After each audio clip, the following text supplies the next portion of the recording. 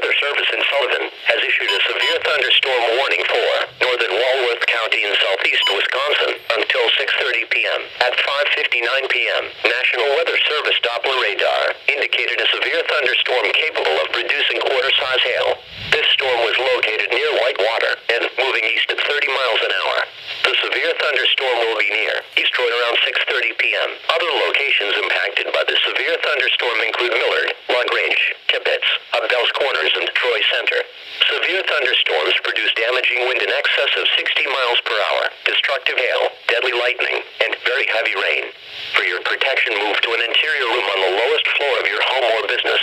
Heavy rains flood roads quickly, so do not drive into areas where water covers the road. In addition to large hail and damaging winds, continuous cloud-to-ground lightning is occurring with this storm. Move indoors immediately. Lightning is one of nature's leading killers. Remember, if you can hear thunder, you are close enough to be struck by lightning.